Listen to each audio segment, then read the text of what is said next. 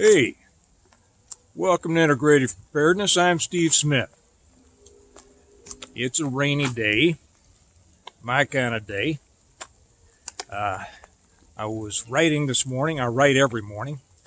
Working on the 5th book right now, Blessings of Freedom.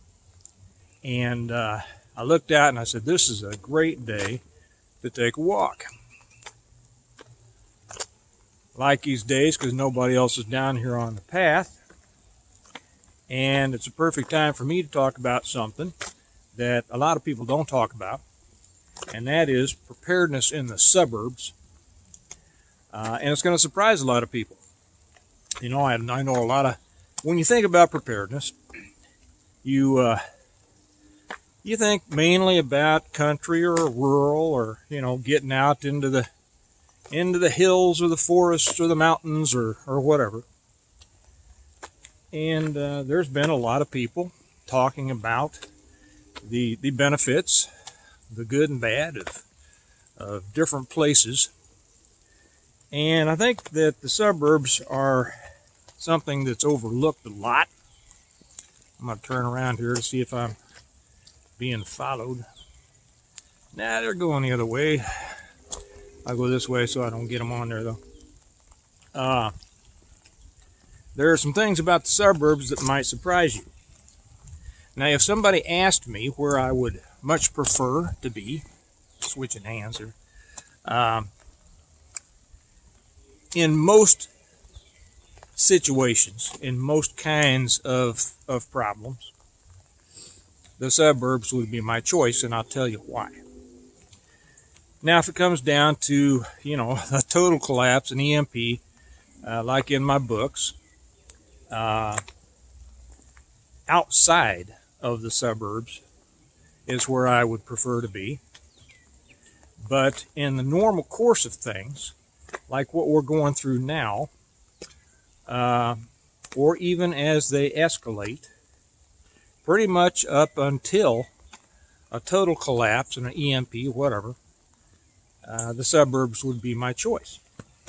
Now, I'm sure that will surprise a lot of people, and a lot of people will say, "Well, that's stupid." Well, you know, we each have our preferences, and I'm not going to say that anybody else is stupid for their preference.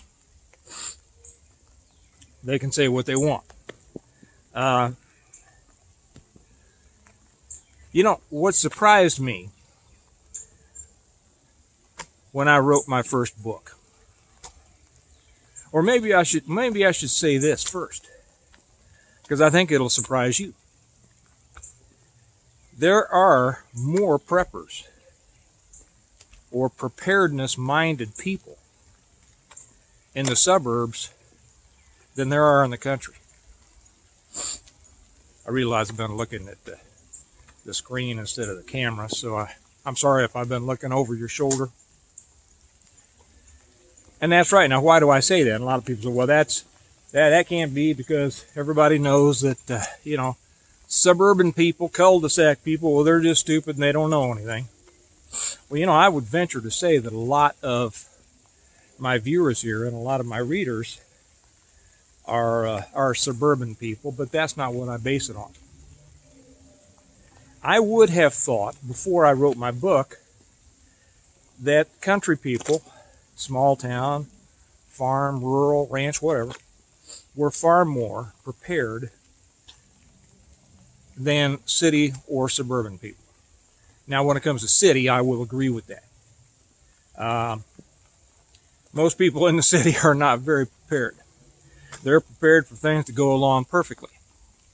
And in any kind of total collapse city, there's only one thing you want to do there, and that's get out. Suburbs are different. When I wrote my book, however, and if you want people to come out and let you know what they're really about, write a book about it.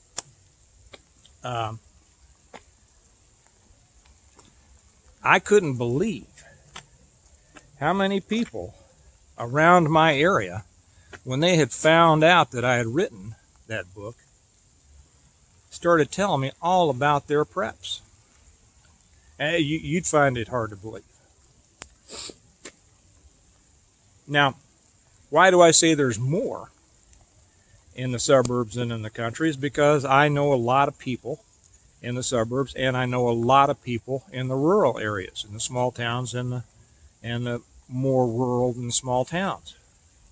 And so I judge it by what percentage I judge of each of those are preparedness minded.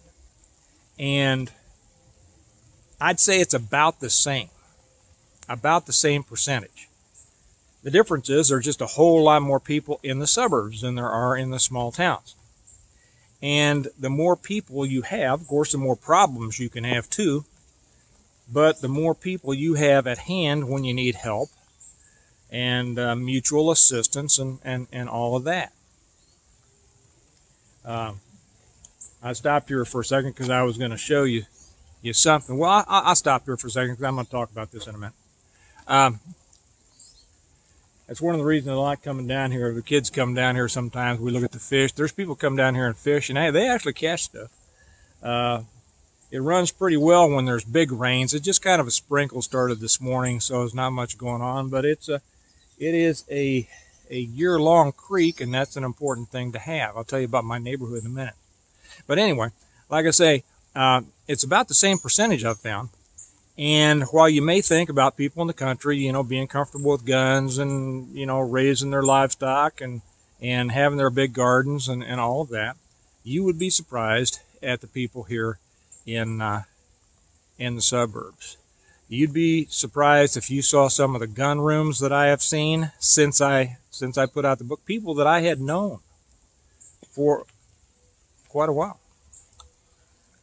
Had no clue. But when I wrote the book, they all wanted to show me. And that's great. I like that. I've made some good contacts, some good friends. Some good friends have become better friends. And that's where I get my information. I'll tell you a little bit about just my area. And this the reason that I'm getting into this is because I think that suburban preparedness is an area that is highly ignored. Even I have, and I live in the suburbs. But it's made me realize that there's a lot more to talk about it. I thought about starting a new channel just for that, but I think maybe I'll just keep sticking it in here. Excuse me while I look around and make sure that I'm not getting anything in here I don't want to get in here. So let me tell you about just my area for a moment. I live in a small. I live in a nice suburb of doesn't matter. My little area itself is a double cul-de-sac of 23 houses.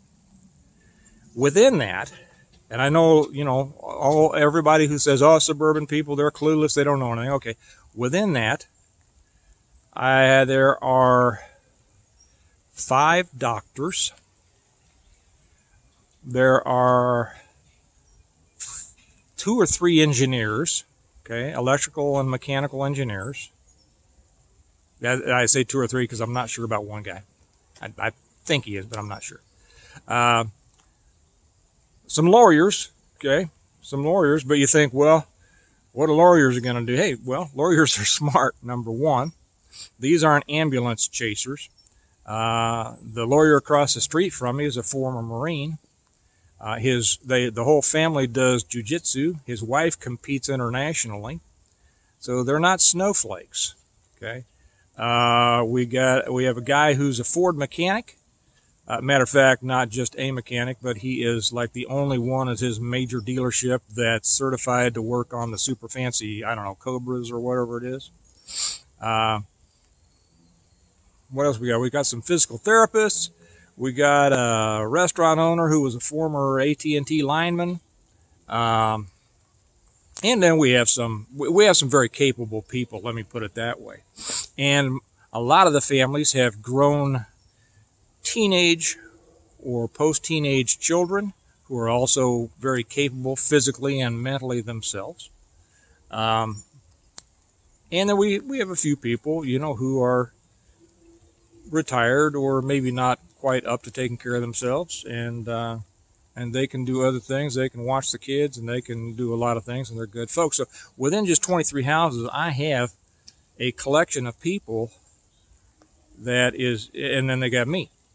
And so I got a collection of people that if I were going to choose who I would want, I probably wouldn't get much better than that. The area itself, as you can see, we have a big creek here. It runs all year long. It's a water source if we ever needed a water source. There are woods all over the place. Now I'm in the middle. I'm pretty close to some houses right here, but you can walk 10 minutes from here. You'd never know that there was a city around you. People talk about the city being unfriendly, or the suburbs, nobody knowing their neighbors. That's not true. Either of those things are said by people who have never lived in the suburbs or have lived in the wrong suburbs. Okay, now I can't speak to all suburbs. I know that. I speak to the one I'm in, right here in, on the Kansas-Missouri line. All of the neighbors know each other. If you expand out beyond my little cul-de-sac for a half a mile, we've got hundreds of families that we know, dozens of families that we've been in scouting with, in ball teams, people who know each other, people who are competent, people who actually had real life experience before they went off to make money, if you know what I mean by that, and good folks. I have had people offer to help me in the suburbs and the cities when I have had people refuse to help me in the country. Now, that's not a slam on the country, but it's just saying that that people are people wherever you go. And for the most part, whereas small towns and country tend to be a little insular, and rightfully so. They have known each other. They've known the town. They've known all the families. And I say this because I've worked small towns. I was a small town marshal for a while. I know small towns, and they're a little off-putting to outsiders. It takes you a long time. It takes you a couple generations to be accepted, in some of those towns. And if you just move in from the outside, good luck. Not that they won't help you. You're just not going to be, part of things that maybe you'd like to be. Suburbs are different. People tend to be fluid. You move in around here, and you're going to have all the people in the world coming over and introducing themselves and saying hi and inviting you over to the picnic and the barbecue and the neighborhood party, and join this and join that, and come down on the trails and see everybody walking and biking and stuff like that. It is a friendly place. Now I see right there, we just got a male duck just landed down there. I don't know if you can see him or not. I'll turn around. You see them right there? Yeah. Yeah. Well, it looks like he's got his female with him. Ooh, that sounded sexist, didn't it, or duckish? Maybe I should say there's a female who's got her male with him. There's two ducks, right? A male and a female, and they got each other with them. And it is spring, and you can see how they're going at it. Oh, it looked like, we got two males and a female. Okay. Well, this creek has been teeming with ducks, with fish, with, I'll let this guy go behind me. Heidi, how are you? Good, how's it going? Doing great. Great day for a walk, huh? I'm making a video on how friendly suburban people are. That was somebody that we've known for a while. You want to watch the ducks, sir?